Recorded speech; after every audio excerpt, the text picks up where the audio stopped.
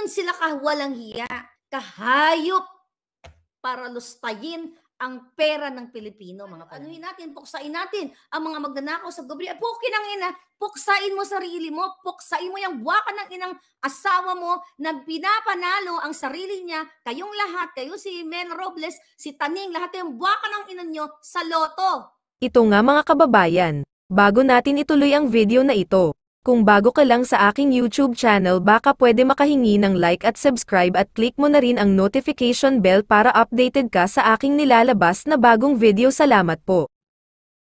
Noong pumunta ako sa Malacanang, nung na-invite din ako na nagkataon na may red carpet doon at formal akong tinanggap ni Pangulong Duterte, ang pinakain doon sa akin, pinost ko yun, sapin-sapin at saka kapilang happy na ako. Hindi ako binahiina ng steak or something. Pinost ko yan sa social media. But itong pulburonic government na ito, na may nagdadala ng sariling chef, remember? Nung pumunta sila sa Davos, di ba? Nagdala ng sariling chef si Jokno at itong mga kampo ni Kuting. Na i-vlog ko yan, mga palangga. Ganon sila kawalang hiya, kahayop para lustayin ang pera ng Pilipino, mga palangga. Ngayon, anong sabi ni Pangulong Duterte? 'Di ba? Ayaw niya ng madugo, ganun din ang ayaw kong mangyari sa Pilipinas. Kasi 'di ba? Matagal ko nang narinig yung kantang yan, laman sa laman, dugo sa dugo, tayo mga Pilipino ay magkakalaban. Ano nangyari sa atin yan? I think that's Asin, di ba? Yung nagkumanta niyan. Bata pa lang ako, kapatid sa kapatid, laman sa laman, sila-sila'y naglalaban. Bata pa lang ako narinig ko yan, kaya ayoko mangyari yan kasi kapwa Pilipino maggugurguran. Pero anong ginagawa ng buwaka ng inang Lisa at Kuting? Sinabi ni Pangulong Duterte doon, binanggit ang pangalan ni Lisa, binanggit ni Baste, binanggit, especially si Attorney Glenn Chong mismo na nandoon na paulit-ulit namin sinasabi dito na nakipagsabuatan si Lisa sa Smart Magic. Si Attorney Vic nagsalita na dapat wadlinlangin ang mga Pilipino patungkol dito sa ano na to.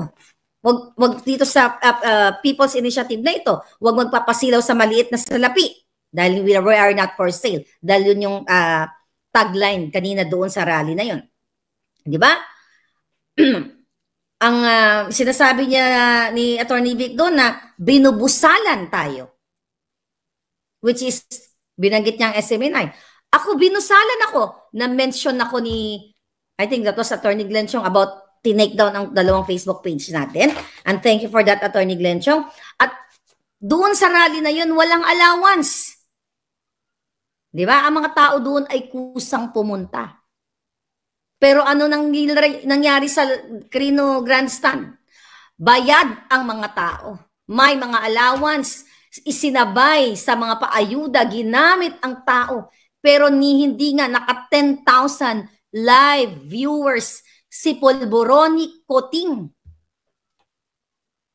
Imagine mo ang press release nila, kakabasa ko lang, meron daw dumating na 400,000 katao. Pero 10,000 viewers, hindi niya man lang ma-reach during his speech si Marcos Jr. Anong ibig sabihin yan? Yung mga taong pumunta doon, whether 200, 400, kung totoo man, dahil mahilig sila mag-additional ng, mag-mark up. Okay? Ibig sabihin yun ay mga hindi kusa ang pagpunta doon. Dahil alam naman natin na nag-release sila ng internal memo sa lahat ng ahensya ng gobyerno para paatinin ang mga taong supposedly ay family day pero nandoon.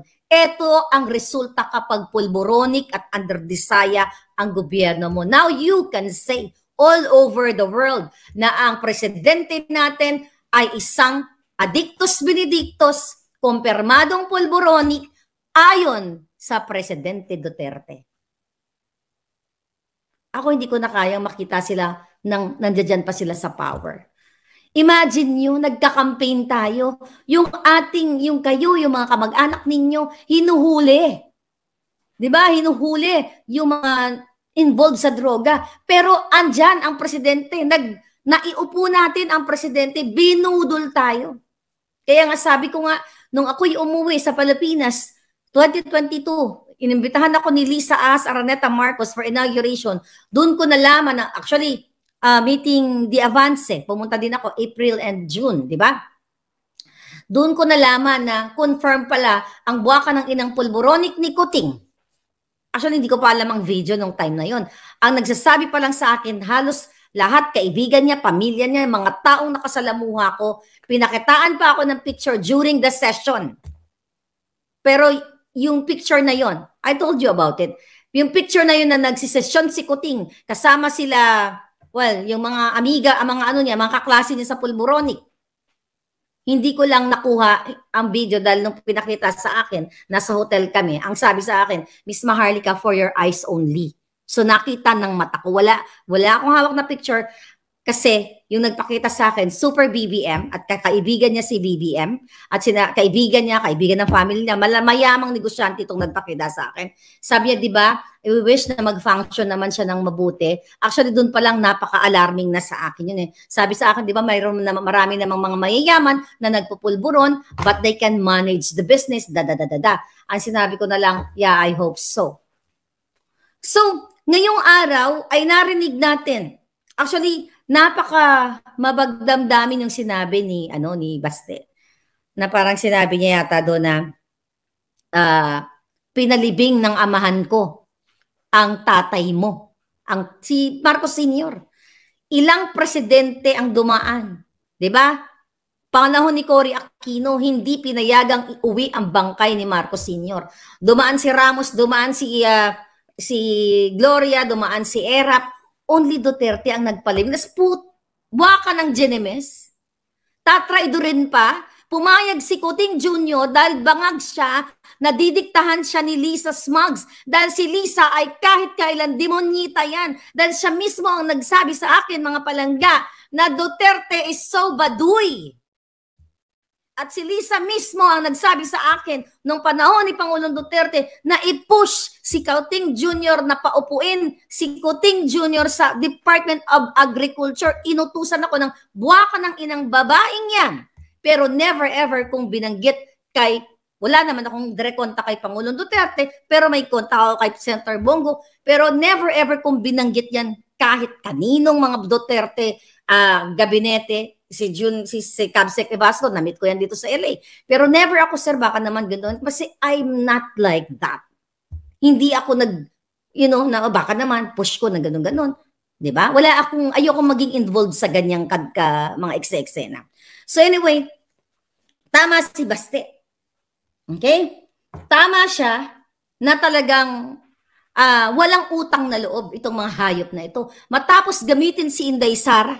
Remember, nung nangangampay si Inday Sara, ano ang sabi ko? I'm not for Inday, I am for Kuting. Kasi maybe Inday is young, di ba? Sabi ko. Pero it turned out na mas matino si Inday at pulboronic itong inupo natin at inupo ng Smartmatic. At signed affidavit ni Attorney Glenjong. Sinabi niya doon kanina sa statement niya. Di ba? So,